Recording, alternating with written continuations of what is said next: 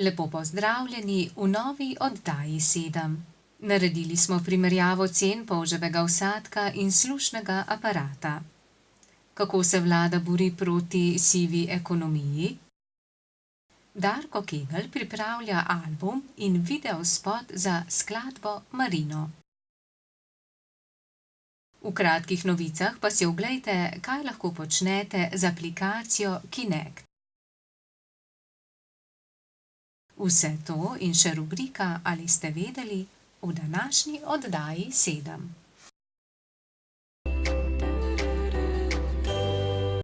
V preteklem letu je Zavod za zdravstveno zavarovanje Slovenije iz obveznega zdravstvenega zavarovanja za slušne aparate namenil okoli 4 milijone evrov. Od leta 2005 so se stroški zavarovalnice zvišali za 51%. Na zavodu kljub temu zagotavljajo, da zaenkrat ne nameravajo znižati cenovnih standardov za slušne aparate, ki jih je lani prejelo 9311 oseb. Imamo posebej cenovni standard določen za ZAO-16 in VO-16 slušne aparate, posebej je pa kategorija slušnih aparatov tako imenovani digitalni, do katerih so pa upravičene zavarovane osebe do 20. leta starosti.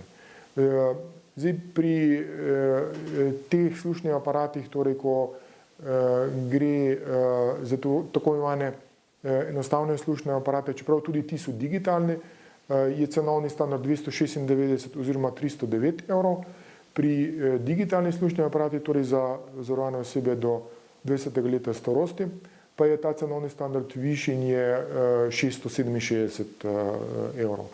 Je pa res, da na trgu obstajajo različne izvedbe slušnih aparatov in seveda mi ves čas poudarjamo tako zavarovanim osebam kot tudi pogodbenim dobaviteljem, da so dolžni o predložitvi naročilnice najprej zavarovane osebi ponuditi in seznaniti zavarovano osebo z možnostmi, ki jih ima slušni aparat, ki se dobi brez doplačila.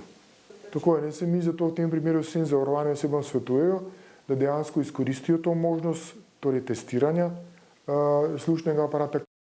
Na zavarovalnici so pojasnili, zakaj so do kakovostnejših slušnih aparatov in sistema FM upravičene le mlajše zavarovane osebe.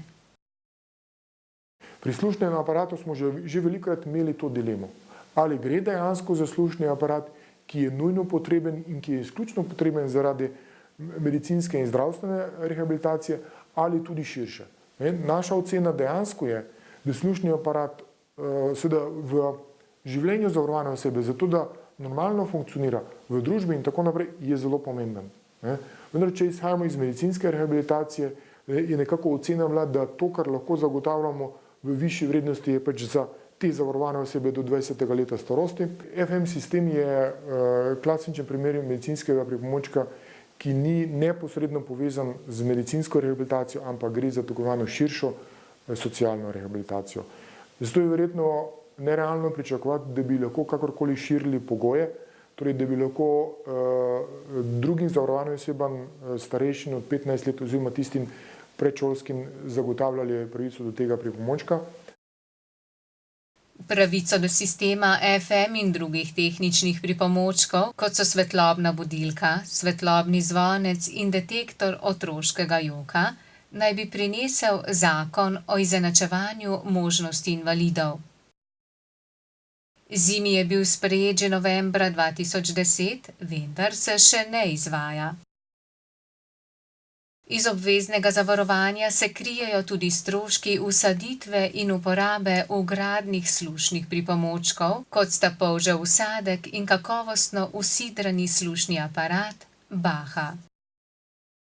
Če pogledamo torej procesor za kostno usidren slušni aparat, drugače kot standard, cenovni standard za tega je 4068 evrov, pa v letu 2011 smo imeli 4, v letu 2012 ni bil noben. Če se pogovarjamo za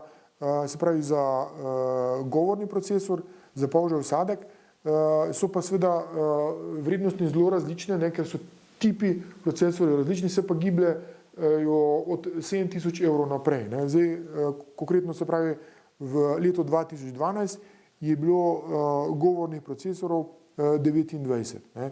V letu 2011 jih je bilo 57, v letu 2010 jih je bilo 15. Ne. To je dejansko najbolj pomemben strošek. Zdaj, vrvice so tudi sicer pri nas kar pomembna postavka, namreč zaradi tega, ker do vrvic je lahko zavarovano oseba upravičena ene, dve, ali pa smo imeli zdaj tudi primer, da je dejansko glede na to, da ima oboje stransko ustavljen govorni procesor, da potrebuje celo 5 vrvic. Ne. In vrvice so po moji oceni, glede na funkcijo, tako se mi pa se strošek zdi relativno visok, ker je ena vrvica od 68 evrov naprej. Po drugi strani Zavod za zdravstveno zavarovanje Slovenije ne namerava povečati števila izvajalcev operativnih vsaditev slušnih pripomočkov, kar lahko pomeni daljšo čakalno dobo za poseg. Če je bilo dejansko opredeljeno, da je to 30 primerov na leto in da smo za to namenili 5 milijonov evrov, seveda izvajalec v okviru tega denarja pač to število posegov mora izvesti.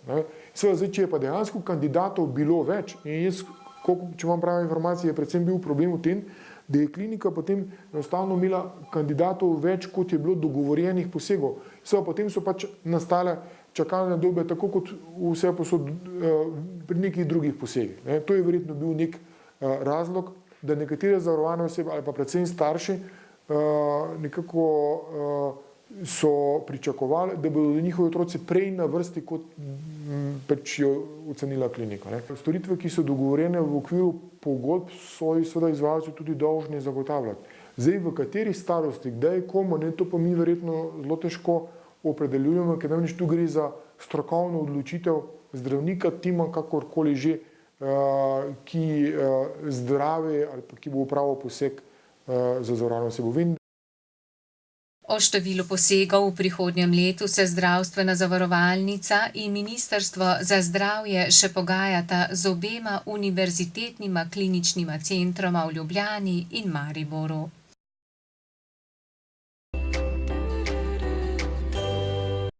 Vlada želi s kampanjo Vklopi razum, zahtevaj račun v 3 letih prepoloviti obseg sive ekonomije v Sloveniji. Siva ekonomija so vsaka neprijavljena proizvodnja, storitev, zaposlenost in drugi neprijavljeni dohodki v okviru redne ali zakonite dejavnosti. Siva ekonomija je vsako neprijavljeno delo, ki obsega zaposlitve in plačila, ki niso prijavljeni zaradi izogibanja plačila davkov in prispevkov, in siva ekonomija je vsak neprijavljen ali malo prijavljen promet ter vsaka opravljena storitev brez izdanega računa. Siva ekonomija ni le ekonomski, temveč tudi družbeni pojav.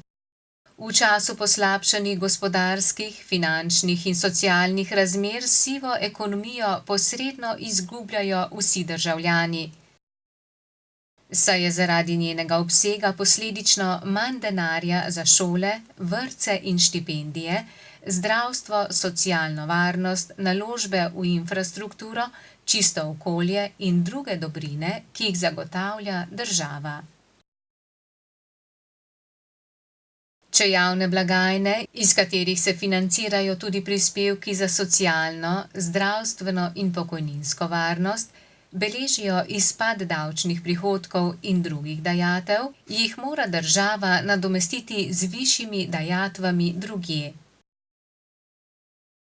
S sivo ekonomijo se tako vzpostavlja nepravičen sistem, v katerem imajo tisti, ki svoje obveznosti plačujejo pošteno, in tisti, ki jih ne, enak obseg javnih storitev in socialnih ugodnosti. Siva ekonomija je v vsakdanjem življenju prisotna povsod. Tak dogodek je na primer popravilo pralnega stroja, ki ga serviser popravi hitro in poceni, a brez računa. Ali pa obisk zobozdravnika, ki kvalitetno opravi svoje delo, toda brez računa. Na prvi pogled je to ugodneje tako za potrošnika kot za ponudnike izdelkov in storitev. Prvi morda dobi malce cenejšo storitev ali izdelek, drugemu pa ostane več zaslužka. Po drugi strani pa celoten položaj nikakor ni ugoden. Z izogibanjem plačila davkov in ali prispevkov, kar je najpogostejša posledica neizdanega računa, smo na dolgi rok na slabšem vsi. Najprej potrošnik, saj niti serviser, niti zobozdravnik ne bosta delala brez zaslužka. Nato država zaradi izogibanja plačila davkov in prispevkov, v končni fazi pa celotna družba, ki se z nezadostno financiranim javnim zdravstvom in izobraževalnim sistemom ter šibko socialno varnostjo težko razvija in napreduje.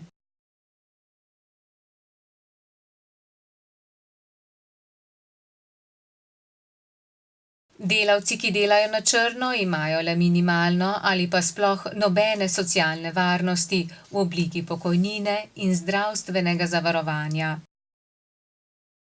Potrošniki ne morejo uveljavljati reklamacij za slabo opravljeno storitev ali pokvarjen izdelek, zato je lahko plačilo brez računa na koncu samo še dražje.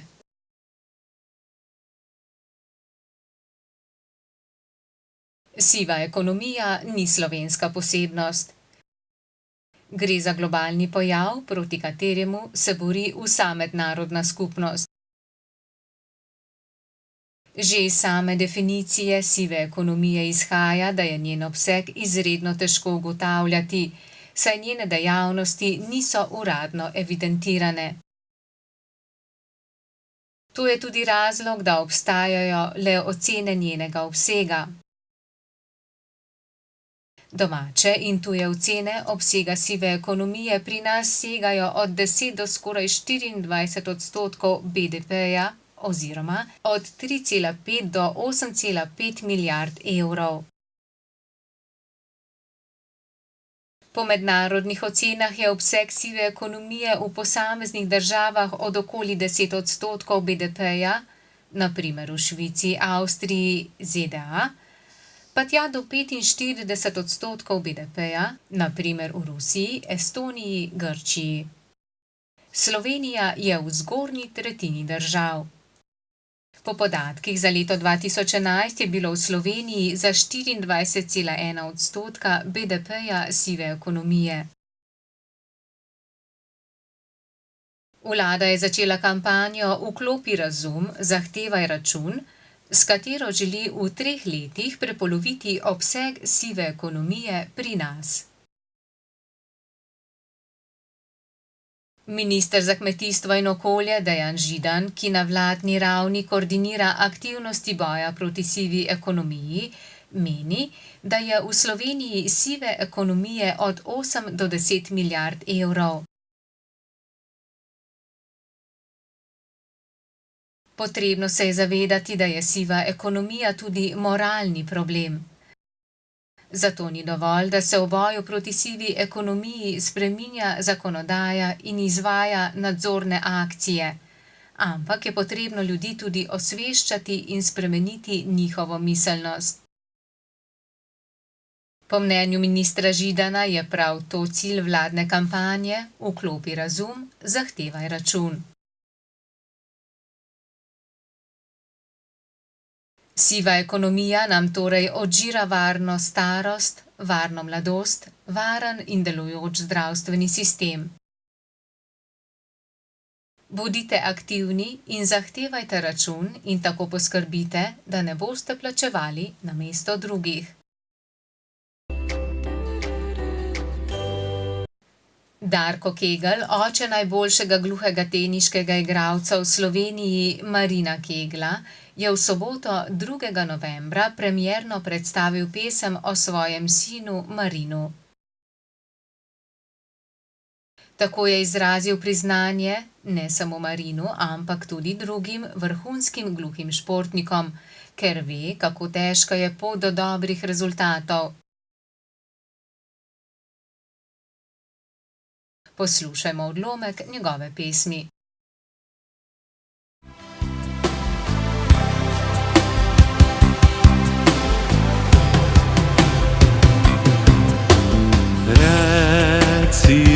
Cina Marina,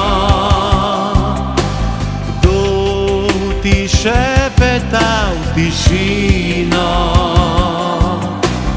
kaj ti daje moč vedrina,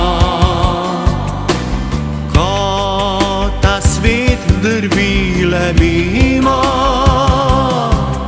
Strah te je, a se ne predajaš. V kratkem bo izšel tudi album s 7 posnetki in videospotom za pesem Marino.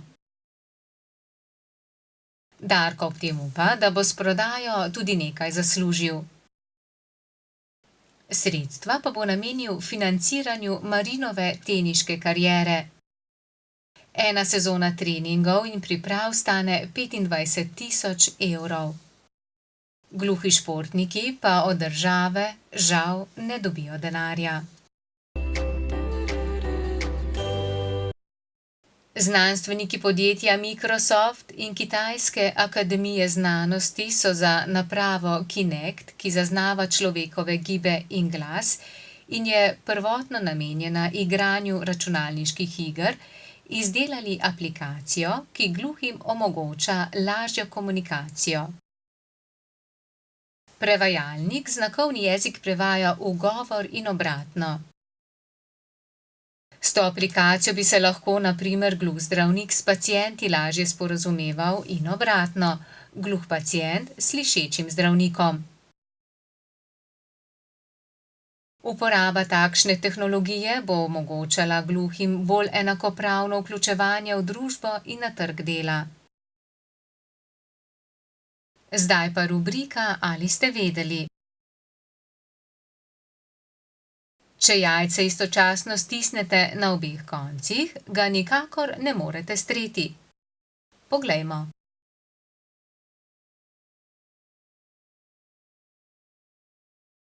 Ne gre. To je bilo za danes vse. Z vami bomo spet v sredo. Do takrat pa lep pozdrav!